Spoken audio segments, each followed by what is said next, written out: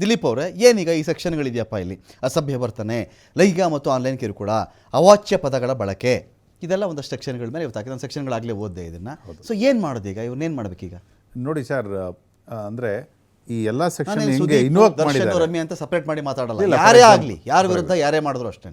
ಯಾವುದೇ ಒಂದು section apply ಆಗಬೇಕಾದ್ರೆ ಅವ್ರು ಏನೇನು ಕಾಮೆಂಟ್ ಮಾಡಿದ್ದಾರೆ ಆ ಪದಗಳು ಆ ಸೆಕ್ಷನ್ ಕಾಯ್ದೆ ಒಳಗಡೆ ಬರುತ್ತಾ ಇಲ್ವಾ ಅಂತ ಹೇಳ್ಬಿಟ್ಟು ನೋಡ್ಬಿಟ್ಟು ಇವಾಗ ಪ್ರೈಮಾ ಫೇಸಿ ಈ ಥರ ಸೆಕ್ಷನ್ ನಿಮಗೆ 351 ಆಗಿರ್ಬೋದು, 352 ಆಗಿರ್ಬೋದು, 75 ಆಗಿರ್ಬೋದು, 79 ಆಗಿರ್ಬೋದು, ಇದನ್ನ ಇನ್ವೋಕ್ ಮಾಡಿದ್ದಾರೆ.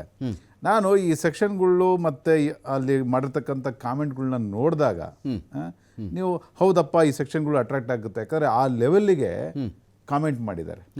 ನೀವು ನಮ್ಮಲ್ಲಿ ಇವಾಗ ಇತ್ತೀಚೆಗೆ ಯಾವಾಗ ಟ್ರೆಂಡ್ ಶುರುವಾಯಿತು, ಫೇಸ್ಬುಕ್ ಇರ್ಬೋದು, ವಾಟ್ಸಪ್ ಇರ್ಬೋದು, ಇನ್ಸ್ಟಾಗ್ರಾಮ್ ಇರ್ಬೋದು, ರೀಲ್ಸ್ ಹುಚ್ಚು ಇರ್ಬೋದು, ಇವೆಲ್ಲ ಯಾವಾಗ ಶುರುವಾಯಿತು ನಿಮಗೆ ಕೋಟಿ ಕೋಟಿ ಅಕೌಂಟ್ಗಳಿದೆ, ಕೋಟಿ ಅಕೌಂಟ್ಗಳಿದೆ.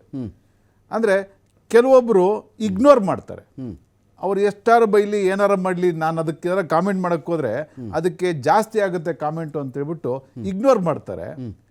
ಕೆಲವರು ಅದನ್ನು ಓದಿದ ಮೇಲೆ ಅವರಿಗೆ ಮಾನಸಿಕ, ಫಾರ್ ಎಕ್ಸಾಂಪಲ್ ಒಂದು ಹೆಣ್ಣು, ಆ ಹೆಣ್ಣಿನ ಬಗ್ಗೆ ತುಚ್ಛವಾಗಿ ಒಂದು ಪದನ ಬಳಸಿದಾಗ ಆಗಂತಹ ಮನಸ್ಸಿನ ನೋವು, ಅದನ್ನ ಅಂಥವ್ರು ಬಂದು ದೂರು ಕೊಟ್ಟಾಗ ಈ ರೀತಿ ಕೇಸ್ ಆಗೋದು ಸಹಜ. ನಮ್ಮಲ್ಲಿ ಏನಕ್ಕೆ ಇದುವರೆಗೂ ಈ ರೀತಿ ಕೇಸಸ್ಸು ಅಂದರೆ ಜಾಸ್ತಿ ಜನ ಕಂಪ್ಲೇಂಟ್ ಕೊಡೋದಾಗ್ಲಿ, ನೀವು ಹೇಳ್ದಂಗೆ ಒಂದು ಲೆವೆಲ್ಗೆ ನೀವು ಆ ಥರ ಕಂಪ್ಲೇಂಟ್ ನಾನು ರಿಸೀವ್ ಮಾಡ್ತಾ ಹೋಗ್ತೀನಿ ಅಂತಂದರೆ ಎವ್ರಿ ಸ್ಟೇಷನ್ಲೂ ಒಂದು ಸೈಬರ್ ಕ್ರೈಮ್ ಅಂತ ಹೇಳ್ಬಿಟ್ಟು ಇಡಲೇಬೇಕಾಗುತ್ತೆ. ಇನ್ನು ಎವ್ರಿ ಇಂಡಿವಿಜುವಲ್ ಎಲ್ರದ್ದು ಅಕೌಂಟ್ ಇದ್ದೇ ಇರುತ್ತೆ ಇನ್ಸ್ಟಾಗ್ರಾಮಲ್ಲಿ, ಅವ್ರಿಗೆ 4 ಜನ ಬೈಯೋರು ಇದ್ದೇ ಇರ್ತಾರೆ.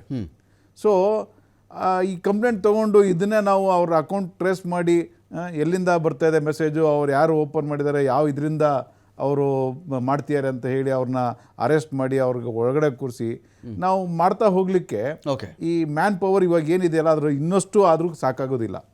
ಆದರೆ ಈ ಜನಗಳಿಗೆ ಅವ್ರದ್ದೇ ಆದಂಥ ಒಂದು first let us see what ever the issue between the 2 stars, what is the role of A fan.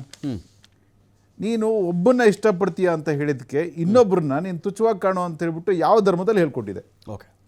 ಮನುಷ್ಯ ಧರ್ಮದಲ್ಲಿ ಏನಾರುವೆ ನೀನು ಒಂದು ಹೆಣ್ಣಿಗೆ ಬೈಯು ಅಂತ ಹೇಳ್ಕೊಟ್ಟಿದ್ಯಾ, ತುಚ್ಛವಾಗಿ ಮಾತಾಡು ಅಂತ ಹೇಳಿದ್ಯಾ?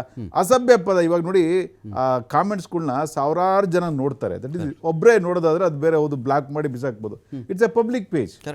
ಪಬ್ಲಿಕ್ ಪೇಜಲ್ಲಿ ನಾನು ಡಿಲೀಟ್ ಮಾಡೋಕ್ಕಾಗಲ್ಲ. ಪ್ರತಿಯೊಬ್ಬರು ಅಲ್ಲಿ ಏನೇನು ಬರೀತಾರೆ ತುಚ್ಚು ಪದಗಳನ್ನ ಎಲ್ಲರೂ ಕೂಡ ಓದ್ತಾರೆ. ಹಾಗಾಗಿ ಒಬ್ಬ ವ್ಯಕ್ತಿಯ ಸ್ಥಾನಮಾನ ಏನಾಗುತ್ತೆ, ಮಾನ ಮರ್ಯಾದೆ ಏನಾಗುತ್ತೆ ಒಂದು ಕೆಟ್ಟ ಪದ ಬಳಕೆ ಆದಾಗ. ಇದನ್ನ ನಮ್ಮ ಸರ್ಕಾರ ಸ್ವಲ್ಪ ಸೀರಿಯಸ್ ಆಗಿ ತಗೊಂಡು ಈ ರೀತಿ ಇವಾಗ ನೋಡಿ, ಒಂದು ಎಕ್ಸಾಂಪಲ್ಲು ರಮ್ಯ ಅವ್ರ ಕೇಸಲ್ಲೇ ಹೇಳಿದ್ರಿ, ಸುಮಾರು ಜನ ಅರೆಸ್ಟ್ ಕೂಡ ಆದರು. ಅವ್ರು ಏನೇ ಹೇಳಿ, ನಿಮಗೆ ದೇವರು ಕೈ ಕೊಟ್ಟಿದ್ದಾನೆ ತುಚ್ಛ ಪದ ಬಳಸಿ ನಿನಗೆ ಟೈಪ್ ಮಾಡಲಿಕ್ಕೆ, ಮತ್ತೆ ಎಲ್ಲ ಮಾಡಿಬಿಟ್ಟು ನನಗೆ ಗೊತ್ತಿಲ್ಲ, ಅಯ್ಯೋ ನನ್ನ ತಪ್ಪಾಯ್ತು, ನಂಗೆ ಟೈಪ್ ಮಾಡೋಕ್ಕೆ ಬರಲ್ಲ ಅಂತಂದರೆ ಅದು ಹೆಂಗೆ ಎಕ್ಸ್ಕ್ಯೂಸ್ ಆಗುತ್ತೆ? ಸೊ ಸ್ವಲ್ಪ ದಿನ 4 ದಿನ ಇವರಿಗೆ ಒಳಗಡೆ ಕೂರಿಸ್ಬಿಟ್ಟು ಅವ್ರಿಗೆ ರಾಗಿ ಮುದ್ದೆ ತಿನ್ಸಿದ್ರೆ ಅವಾಗ ಸ್ವಲ್ಪ ಗೊತ್ತಾಗತ್ತೆ. ಸೊ ಇವಾಗ ಏನು ಮಾಡಿದ್ದಾರೆ ವಿಜಯಲಕ್ಷ್ಮಿ ಅವರು, ಕರೆಕ್ಟಾಗೆ ಮಾಡಿದ್ದಾರೆ. ಯಾಕಂದರೆ ಆ ಕಂಟೆಂಟ್ ನೋಡಿದ್ಮೇಲೆ ನನಗೆ ಗೊತ್ತಾಯಿತು ಅವ್ರು ಮಾಡಿದ್ದೇನೋ ತಪ್ಪಿಲ್ಲ ಅಂತ ಹೇಳ್ಬಿಟ್ಟು.